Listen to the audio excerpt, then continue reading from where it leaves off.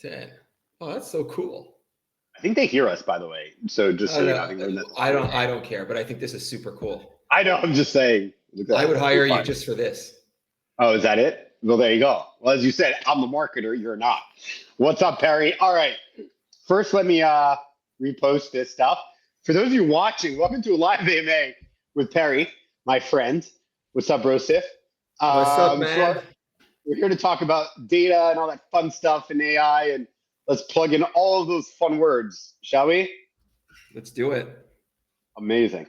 Hold on. Okay, cool. So Perry, Penguin Strategies. I've been a friend a long time. For those that don't know, I actually was recently looking at the. I was searching for something in my inbox, and you know what came up? That was CC'd in my personal email because I guess it did. I had a Yoel at Penguin Strategies email. Do you know that from like 8 years ago? Do you remember this? I do not. Did you know? What were you doing? Did ads for some. Maybe you were that guy like with the rippling thing. Were you like in our Slack? Don't you know that? What's the rippling? The rippling deal issue. You know, the deal sent spies into rippling to read their Slacks. Yeah. So maybe that was it. I wouldn't have admitted it. That was. I thought my cover was coming forward. It would have been. You would have thought it's not me, and I was just friend, not a foe. Maybe you were. But yeah, that's right. When I was freelancing, you and K Logic, you guys were outsourcing. I was working outsourcing, partnering, doing ads for your international clients back in the day. We're talking like 8 years ago, just to get a vibe, just an idea, at least maybe 9, 10, a long time ago. Back when we both had more hair.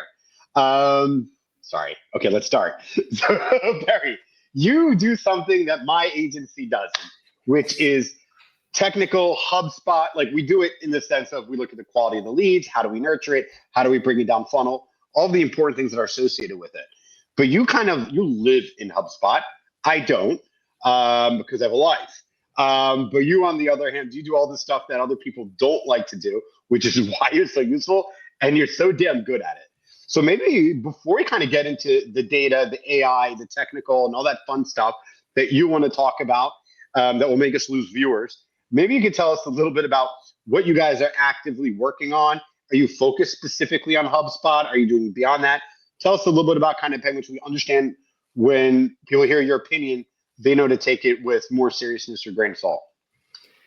Awesome. How was that? Yeah. Am I a good friend or what? I'm going to sum up 11 years in 2 minutes. So HubSpot, Penguin started 11 years ago as a content marketing agency. We quickly became a HubSpot partner and did both HubSpot and content marketing. We did a little bit of LinkedIn, SEO, all that good stuff. About 12 months ago, we pivoted hard and we had a hard conversation with ourselves, my partner and myself. And we realized that neither of us are very passionate about the digital marketing side of the business and exited it promptly. And so within a 6-month period, we moved fully out of digital marketing and really doubled down on HubSpot. It's also as a timing of that HubSpot became a relevant tool for the niche that we're really focused on, which is the scaled up. We're really focused on tech and manufacturing. So companies that are like 100 to 1,000 employees. And so that's really where we are. All those companies are having issues and challenges that we're going to talk a little bit more about today with regards to their data. They're getting in front of their customers, getting in front of their churn, all these issues that all can be linked back to data. And so we're really focused on that. And that's what we're doing today. Awesome. So how do you know that you don't love ads SEO, but you love HubSpot? Is that correct? Was that accurate? Yeah. It's just that that's from our passion perspective. We're both very technical. I like to do, to talk tech. I like to play, like to tinker, to solve problems. I'm less about, being creative, finding copy, and which is what where our roots were. Full disclosure, we had a third partner when we started the business, and she was the creative. But when she exited the business in 2020, it kind of left us with a hole in which we finally closed down last year, like I said. So yeah, that was it. It's just we felt like that wasn't something that we were passionate on, since this is a services business. It's really about the people, and especially the founders or the leaders of the company to kind of take it forward. Awesome. Very interesting. So, okay, so you're focusing now on more technical components. What is technical marketing? Like, tell it from the HubSpot perspective. Like, what is that on the top level? So there's HubSpot, Well, and then there's everybody likes to say, and you probably say it as well, we make data-driven decisions. no, I don't. My team does. I make intuition data decisions. My team did. We do for our clients. But when you But ask sometimes somebody, I'll tell you why. yeah, I'm sorry to interrupt you because I was thinking about this yesterday, actually, in the shower, and I was. Don't ask me why. And I got a really good speaker for my shower recently, so I do more thinking now. And what they do is, I was thinking about I was thinking about the stock market, right? Because of everything going on with the tariffs and the stock market, whatever. And it was like, when it comes to the stock market or public information, when it comes to investing, any data that's already out there, that's already baked into the cake, people already know and is reflected in the stock price. I've just been thinking about, I'm like working out this idea with you. I could be totally wrong and an idiot, and you'll let me know, or other people in the comments.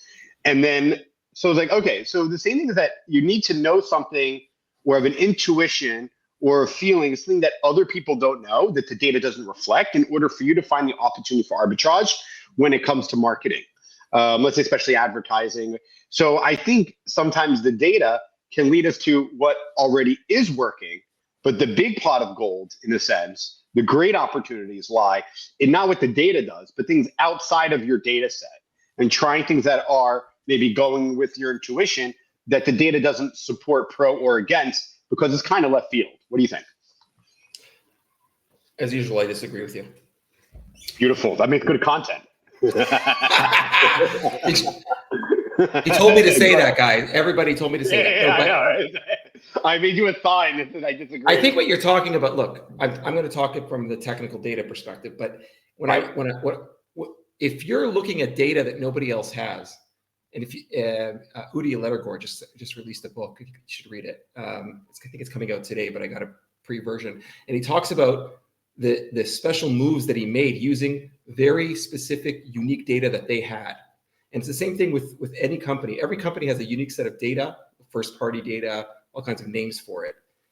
That's where you have an advantage. Yes, if you look at the trends, if you go on LinkedIn, and you probably could tell people what that is, you got to use this carousel, or you got to use, I don't know, thought leader ad promotion bullshit. Oh, are we allowed to swear? I hope so. Of course. Okay, good. So like all that everybody knows, and you want to be ahead of the trend or whatever it is. But when he talks about first party data, that's what I'm really interested in. That's where that's where the gold is. That data. So when you want data, if you can use that data to make decisions, you can be ahead of the game. I'll give you one example. Okay, take any one of your customers. A lot of them are SaaS customers. One of the things that they're really concerned about is churn on the one hand and finding new business on the other hand. Now, if they have hundreds and thousands of customers, or hundreds or thousands of customers, if they have hundreds of thousands, that's great also. But at any given day, a person that works at one of the companies that they work with leaves, right? You know this from your customers. When you have a CMO that you're working with, they move to another company, you're like, awesome, new customer, right? But when you have thousands of customers, you're not tracking that. Why not? Okay. Right. If you could get a report every month, by the way, they also have LinkedIn ads. Navigator isn't good enough. Sales That's Navigator true. isn't good enough because it's on an individual. You have to look at it company wide, and every month you should be getting a report.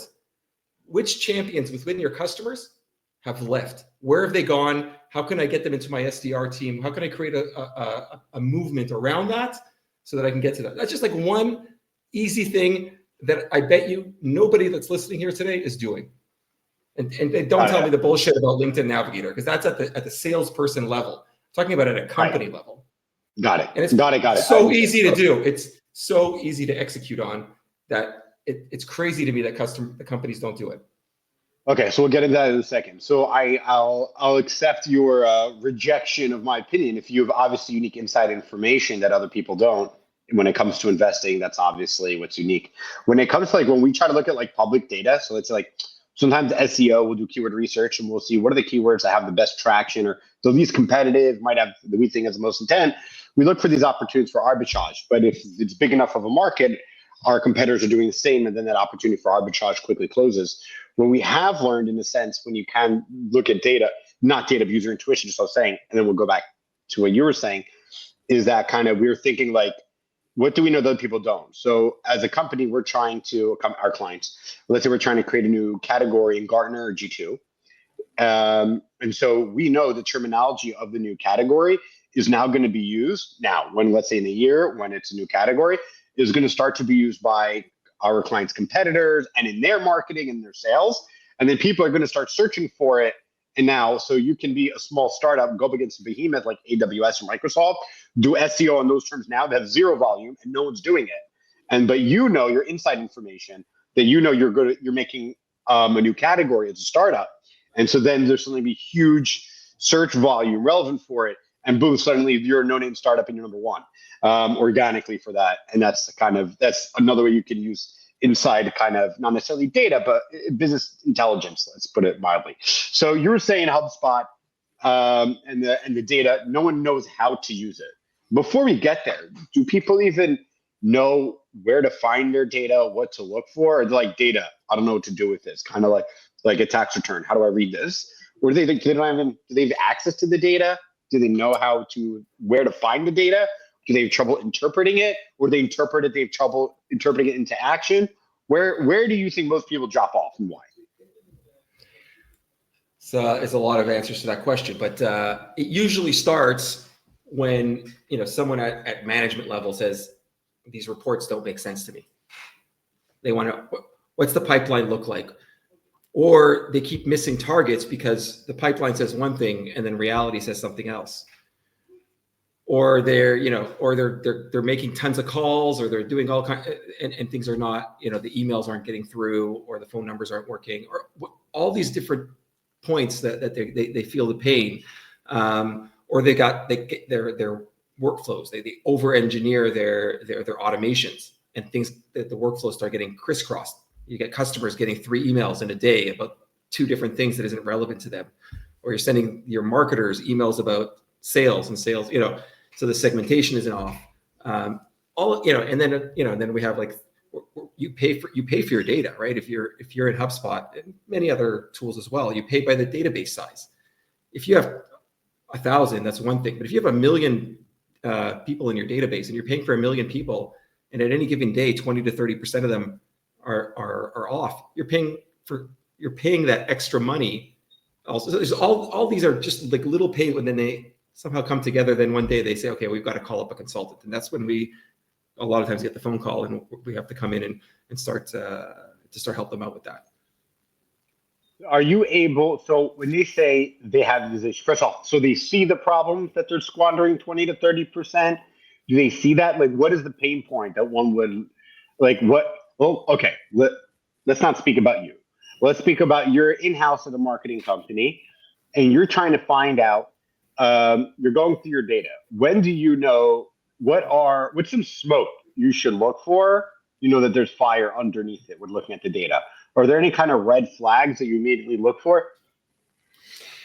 If you were to audit, I think that there's 2 types. In my opinion, there's 2 types of, we'll call it red flags. One is that there's just your bounce rates, or if you're talking about the marketing segment of all this, right? You're sending out a newsletter, or you're sending out emails, and it's a large bounce rate. Then you know that there's something wrong with your data. When something bounces or does a hard bounce, it does take it off of your it does take it out of your database. HubSpot's already smart enough to do that, but if that keeps happening, it means that you're not going to get the results that you want. It's also going to hurt you in other ways.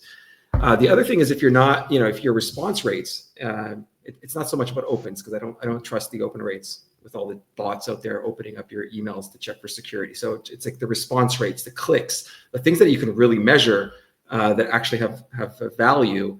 When those are not working, it's not always. I'll leave it to the creatives to figure out if it's because the headline was no good. But there's also a data element that could be wrong, right? If your data is bad, that's also going to affect your rates, which also ultimately will help your deliverable rate. Because most marketing automation tools, and not just HubSpot, if you have bad delivery rates, if you have bad data, they'll limit the amount of data, the amount of emails you can send. It'll, on the other side, there's ways of rating you. So all these things have effect on your marketing.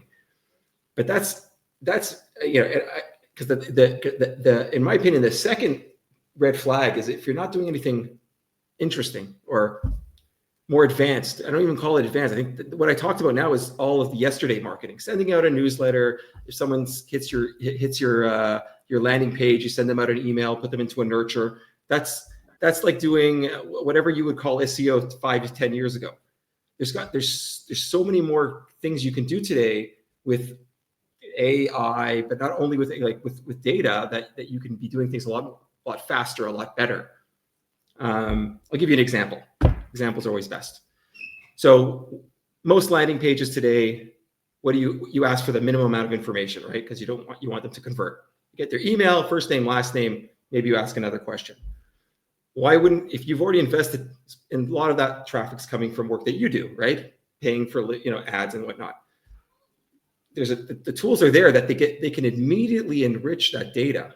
So now I find out that it's Yoel Israel at Wadi. He's the CEO. The company has 100 people. Is this even, now now that I've enriched it a little bit more, I have more context. I can decide. I mean, I don't decide. The system can decide what to do with it. This is exactly the account that I wanted to get into. It's exactly the person. Let's get this to an SDR or account executive as quickly as we can. Or no, this is just somebody we need to nurture. We'll put it. And we also know what their title is, their sector, their industry. We can put them in the right nurture stream, so they're getting relevant content. All of these things are so much easier to do today than they were just a year ago. Why aren't more companies doing that? Is that because maybe my assumption is they don't know, because you're saying you can do these things now, you couldn't do it a year ago, right? They just wasn't. Maybe HubSpot failed to market to their own customers. That's we tag them on X, maybe they'll see this. Yeah, no, first of all, you couldn't do it. Because you don't know what you don't know. It's that people are doing it because they don't know, because it's a new feature and people only do what's comfortable. I was speaking to a social media marketer friend who's like, she's in-house and she's amazing, right? And we were complaining about all of the mediocre social media marketers that are in-house, except if you're listening, you're not one of them. And so we were talking, and she goes, we were talking about like a prospect I had at a big B2B SaaS company, right? And the in-house marketer, what did he do? Right? He set up LinkedIn, of course, and then what was the next platform he did? TikTok, and then Facebook. And I was like, he did that before X or even Reddit? He's like, why? Why would you do this? I'm not saying no, but because that's what he knows. He uses TikTok and Facebook. He doesn't use Reddit and X, so he wouldn't even know if there's all these new advanced features coming out on other B2B platforms like X. Obviously LinkedIn's the best for B2B, but there's many others to do before you do Facebook and TikTok, especially when he's trying to do lead generation from social organic. It's just not going to work. And people just do what they know, right? They don't know. So why don't you get us up to date? What is the technology? What is the AI options when it comes to optimization in HubSpot now that didn't exist a year ago, which is why other people haven't closed the gap? Why don't you close the gap for our listeners, Perry? I think there's two tools that listeners should be, if they're marketers, they should be paying attention to. HubSpot has released their AI tools at the beginning of the year. They're still maturing, but there is value in them. It's called Breeze, and much of what I've talked about can be done with the native HubSpot tools. There's a coverage problem, and I'll just say what is a coverage problem, and any marketing operation person knows what I'm talking about, but I'll just get that clarification. Coverage is if I use ZoomInfo, which everybody's heard of, and I apply it to my database to enrich it, the coverage is, it can only cover, let's say 80% of my, or 50%, I don't know, each its own, 50% of my contact database will be in ZoomInfo. That's the coverage. So what happens in a lot of companies is they use multiple data tools to get more coverage. So the Breeze, I don't know if you understood what I meant. Yes and no. So I didn't understand specifically, but why don't you get specific? Can you walk us through an Okay. example? When maybe you Let's can think of say, like a line or let, something you kind of onboarded, like here was the mistake. Walk us through okay. the steps so people can visualize them themselves. I Let's don't say want to speak up here. there's a list Let's of speak like down the prospects. dirt, Yeah. not to Let's say there's a pros. list of prospects. You have their first name, last name, email, but you want to get all of their data, like industry, size of company, Company, whatever, all that. all Yeah. the important stuff, so you can segment them better. When I feed that into a data tool, okay, those thousand or that thousand list of thousand contacts, a data tool like ZoomInfo may not have all of those contacts in their data tool. They may be able to give us Right. back 50%, 30%, 60%, every, like that. So what happens is you have you have a situation where companies using multiple tools to get more coverage. So the Breeze tool has a certain amount of coverage. And so the other tool that we've been working with customers on is a tool you may have heard of called Clay, which is basic at its core is it aggregates multiple data tools to help you more efficiently enrich your data. But that's just very basic of what it does. It has a lot more. It has a lot. Yeah. So what No, Clay? it was a good comment. I pulled up while you're talking to interrupt you. Go ahead. Yeah, I was just like, whoa, I seek fear pravda. Pravda. Oh, must be the truth. Go. But what Clay's been able to do, and this is why this is already what I talked about before. The examples are basic stuff, things that I think companies need to be doing. But Clay is giving you the ability to not only enrich data at huge scale across multiple data sources, but it can then go do you can create agents to go and research your prospects at scale.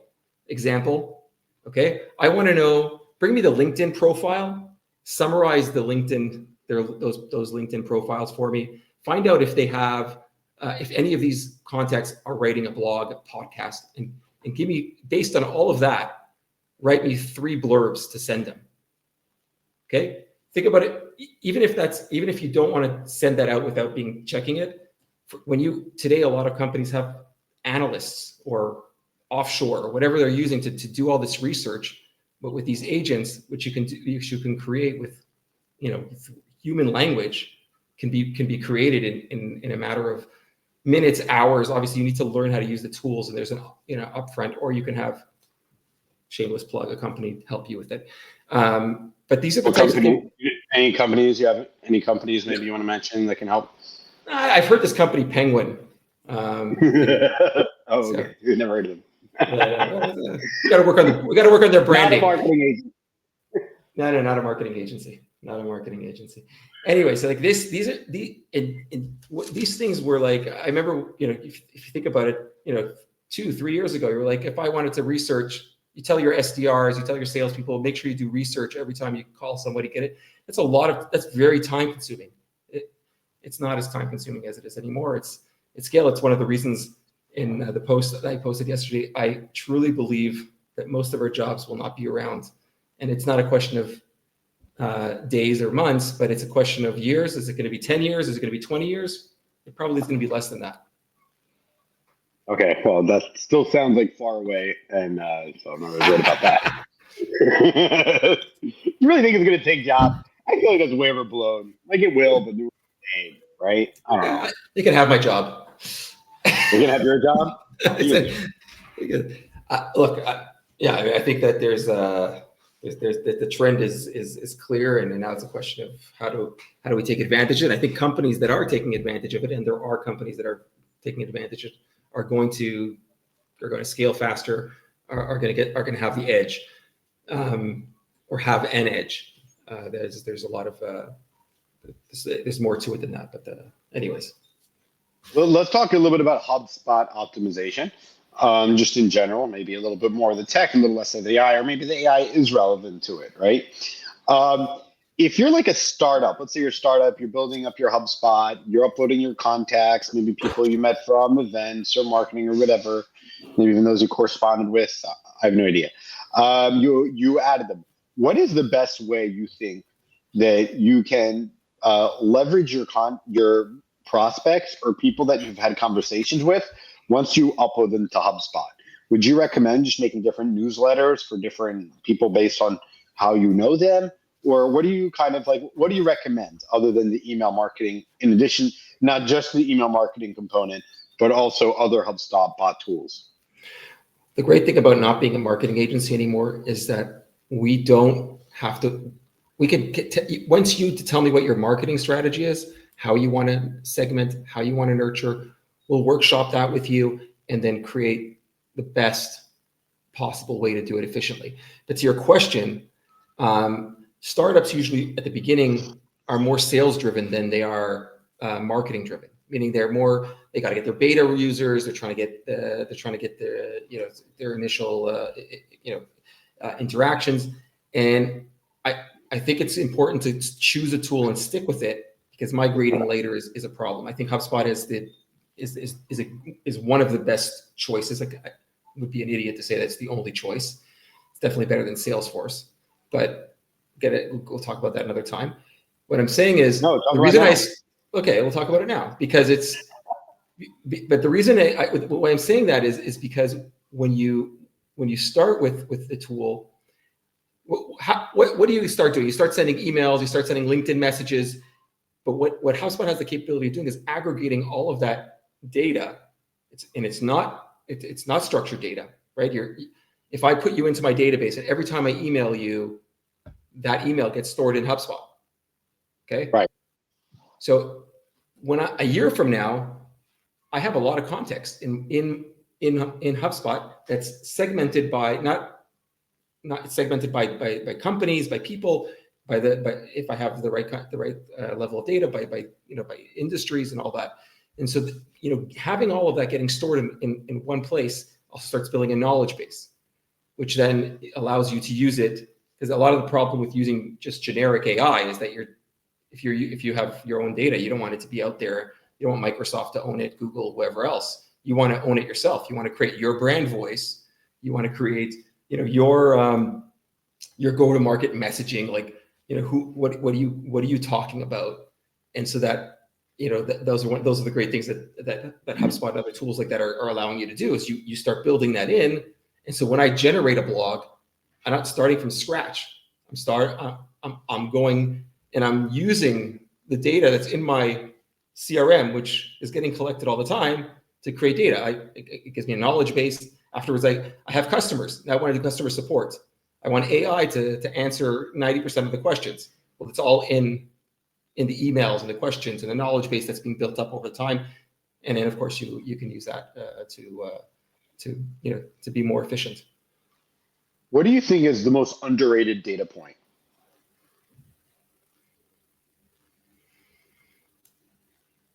The underrated data point. Obviously, bounce rates are important, because you say when you go to audit, the first thing you look at, but obviously a lot of people are looking at bounce rates anyway, but usually that's the first tell. What do you think is, or what data do you think is most underrated? Whether it tells you if something's working well or something isn't working well, you're getting traction. Is there any underrated data, maybe some kind of data point that people may be ignoring that you think, hey, it's worth just like adding this to your list of data you look at least once a week or something like that? It's so relative and related to context that I have a hard time answering that question intelligently. One of the things do it unintelligently. It's more fun. The most unintelligent way, what we do in workshops a lot of times is, because we always say, like, we want to help companies build out their infrastructure and lead to cash, and we want to make sure that, and we do bottom up, top down, right? CEO or the senior management, what do you want to see? And they'll tell you these reports and all these KPIs and all this stuff. And then we want to look at, okay, well, in order to get those KPIs, what is the poor schmuck at the bottom, the SDR, does he have to sit all day and do manual entry so that the CEO can see how many phone calls they made or whatever the data point they want? So we need to find the right medium for those two things. That's why context is so important. A lot of times we'll be in a meeting, and since we're consultants, we're allowed to be a little bit, we're allowed to ask the hard questions, and we'll say, and do none of the hard work. Love good full. Why do you want to see that KPI? Like, is that KPI? You know, like, if example, like, give me an example. Give me an example of a KPI you think it's overrated then, because I find that out far more interesting. I see a lot of people talking about things that's like not even relevant. Like, I think a lot of outbound, a lot of the outbound activity numbers are overrated. Like, if you have an SDR team and all you care about is how many phone calls they make, I'm exaggerating. Obviously, they care about how many meetings are set and all that. But like, there's that to me is like is an overrated data point. Or if like in the marketing world, it's like how many website visits. There's no context there. I think that anytime you're creating a report, I want to know why you want that report. What are the insights you expect to get from it? That way I can help you better to build it. Because if you want website visits because you want to know how much revenue you're gonna generate from that's not enough context. You want how many relevant website visits you want. Okay, now starting to have a conversation. How do I know what's a relevant website? Okay, I want to know how many. I know that the referrals I get from the HubSpot website convert at 50%. That now we're starting to have a conversation where I can help you create reports that really mean something to you. Mm-hmm.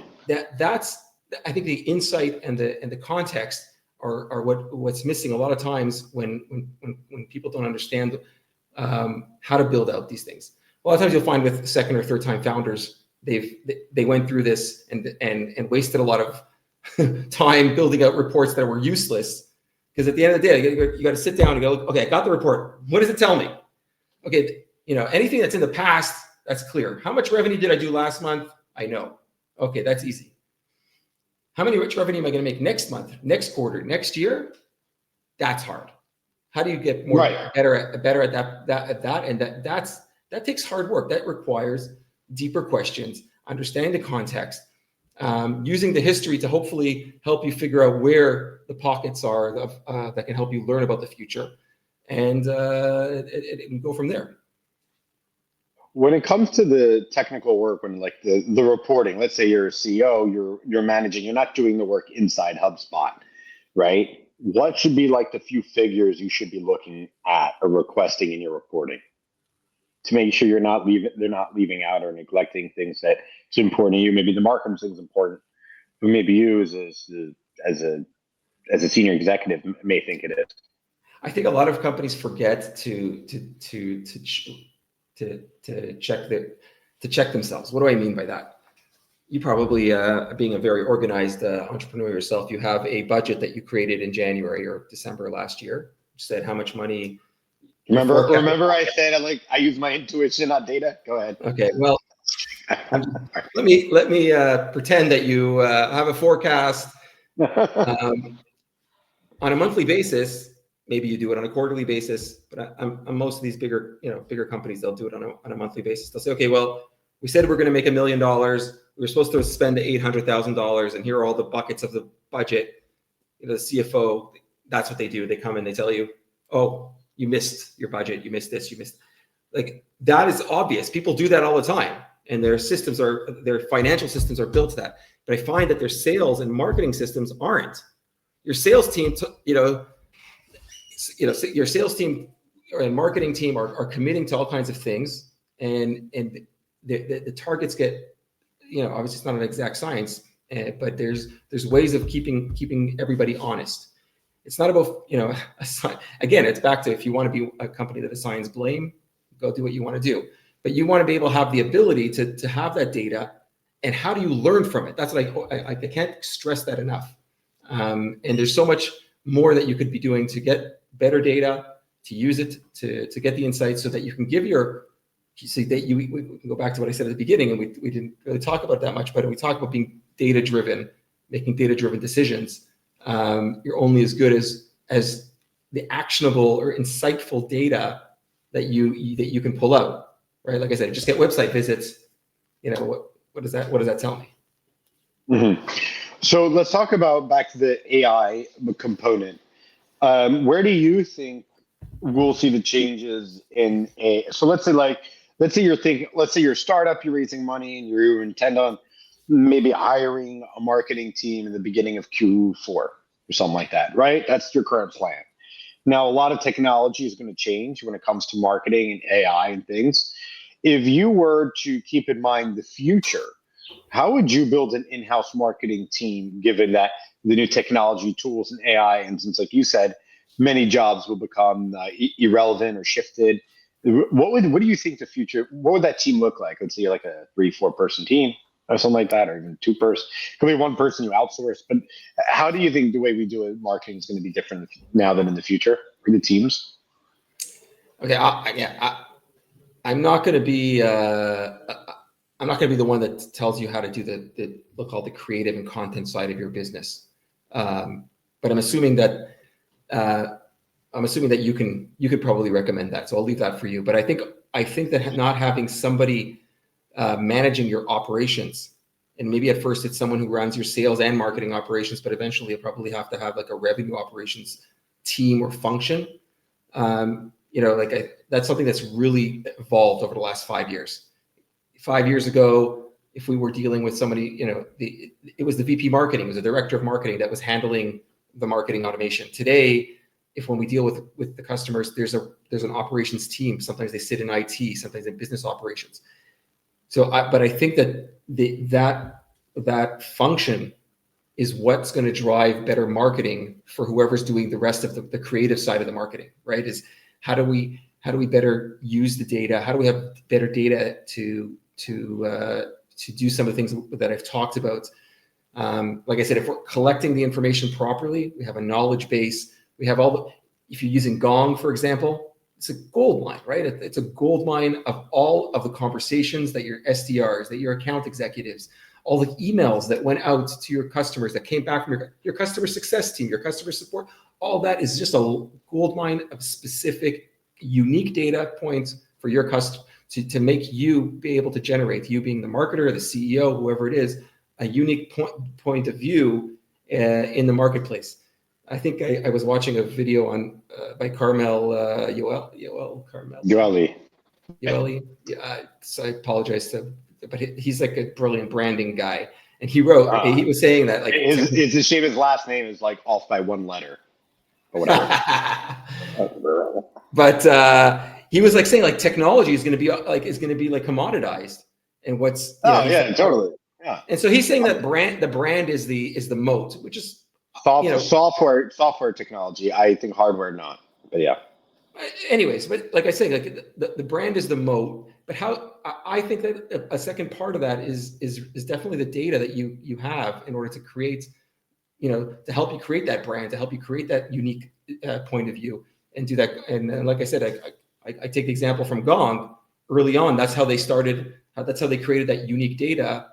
Udi talks about it in his book where he says, I use that unique data to give salespeople the insight that they needed to make better calls, to do better sales meetings. So I think that whatever you're solving, if you can help the professionals that are out there that you're catering to, then that's what will make the difference. Back to my question, what do you think a marketing department will look like in a year or two? You think it'll be different, or given the technology, do you think parts of marketing will be dramatically downsized, as in simplified and automated, right? Like, I'll give you an example. Okay, Google Ads they moved away from manual bidding to enhanced bidding, maximize clicks, now maximize conversions, and they have performance max. Eventually, a lot of as long as you do the proper research and create the right campaigns, at least for e-commerce, let's say, they'll optimize your campaigns almost for you, or your bids at least. And, they can say, rotate the best ad based on who they think will convert. And all of these things are starting to use AI and machine learning. So it's possible in the future that we will see a smaller advertising team because AI within the platform, or maybe the third-party platforms that give you suggestions. We've always used those even before AI for over a decade. But just give you quick optimization suggestions, being able to look at large data. So I'm thinking in that way, there might be something like, you know what I mean? Maybe we might see if you have a huge company, 4-person advertising team, maybe it'll go down to 2, right? 2, and you buy an expensive third-party technology tool, and then the platforms help with it. So that's how I'm thinking in that direction, right? Maybe your content team will you be using AI to write content? I mean, all of the websites for SEO, like Google knows when you're using AI in your content. They're not I think you have. I think now. They will in the future, by the way. If someone's using AI to write content, you have no idea how screwed they're going to be in 2 years. They think it's Google's waiting right now. They're fighting for market share for the LLMs, and then once that kind of settles, and there's like the stable like 1, 2, and 3, then they're all probably together as an oligarchy going to slap down on all this shitty AI content. Until now, no one wants to piss anyone off, and that's why they're not putting ads yet on the LLMs. They want to get as much market share without interrupting with the UX and UI and all that. But expect all of the corner cutting to end soon. Yeah, I also think that there's it's also when the adoption is going to change when you have the bigger companies or just more established companies be not wanting to share their, like, I don't want to look up code on some AI website to help me write code when I don't know where that code, where that question is going to go. And I'm trying to create a unique thing. Back to your question. I think that there's 3 or 4 clear functions. They might be able to double up. Like, I think you need like the data analyst to you may not need that in like day one, but I think eventually, like, you want a data analyst to help you, optimize on the data points so that you can do better marketing. You have and that person can double up as like what I would call the operations person, which is like the person that's like managing your infrastructure, whether it be HubSpot, the CRM part of it, the sales enablement, because there's automation both on marketing and sales, and then I think, and I agree with you on the AI thing, right? Is I think that it's still not, it's not good enough, and we need that creative head. Somebody creative has to be on the team, otherwise the techies can use data all they want to create unique points, but someone's got to tell the fucking story, because that's, at the end of the day, that's what people want. They want to hear a story. They want to connect with the story. And then, so I think it's that mash between that creative, the storyteller, together with the data, that will make a difference. You know the thing with proper prompts, just the AI can tell the story better than you or I can. But you need to start in the future, not now, right? What if you write a really good story? You put on video, you put on your website, it crawls the video. You can literally we could take this conversation and we can have AI make a little mini film. You know what I mean? Absolutely, but you just conversation and AI will use it. You go ahead. But it took the conversation we just had, so that still has that human element. Right, you still need that creative input. I think also that again, once all this information is inside of one place, even if it's unstructured, AI can help pull it out. But it needs context. Like, how do you want the story to be framed? I think one of the things that when you set up the when you set up the content AI piece in HubSpot, it asks you a lot of questions about your brand voice. How do you want to sound? What are the messages you want? It wants you to frame it because it has all the data. It could tell a million stories, but a lot of it is being consistent. Why does everybody call you the LinkedIn guy? I don't know if you know or don't know that, but it's because that's all you talk about. That's your storyline. But imagine if I went in and I did AI start just randomly. It's like people putting up pictures of how AI thinks they look. They might say, they might look at all your stuff and say that you're something else, or not tell the story in a direction that works. Will AI get there with what are they calling it, AGI or AGI, whatever it is? I think that once they break that threshold, who knows if all the things. But like there's a lot of that's where I think that things will really change. But again, it takes. It's like self-driving vehicles, right? When did Musk say that we'd have self-driving vehicles? We've already had them for like 10 years, right? I think he said in 2017 or something. Like, he's like, this is the year. Nobody's driving. Nobody will be driving anymore. Read his biography. Yeah, I read his biography. It's great. No, I'm like I'm 3/4 through, and it's like a theme of like him promising like short deadlines. I think he said 2029 will end on Mars. So what you just an learn from idea. that book is do not underestimate Musk. Oh, totally. I mean, do not underestimate that man. No, no, But I'm not trying to put him down at all. I'm just saying that no. I know you're not. No, self-driving is he's also but he's a marketer. People don't yeah, understand that. yeah. He's the marketing of all of his companies. He's the marketing of Boring, of X, of Neuralink, SpaceX, whatever. He does it all. So Tesla, yeah. He's they don't even need a marketing department. But it's just going to take a little bit longer than maybe a few years to happen, right? But eventually, I think we can agree that our kids probably, or maybe our kids probably won't be driving. But as far as AI is concerned, so maybe it'll happen a little faster than 30 or 40 years. Maybe not. I think so. I think we'll be here in a few years. I mean, I just see videos of people using their full self-driving and all that. I think it's much faster and accelerating more than you think. But your kids won't be driving, but they'll probably be driving you crazy. Barry, send them out. Yeah, go ahead. Before we sign off, what was your favorite part about this conversation? I guess I can't say you. That was the only answer. The only answer. Barry, where can people stay up to date with you? And if people want to learn more about the technical aspects and AI for HubSpot and other things, I guess the best place is just to find you on LinkedIn.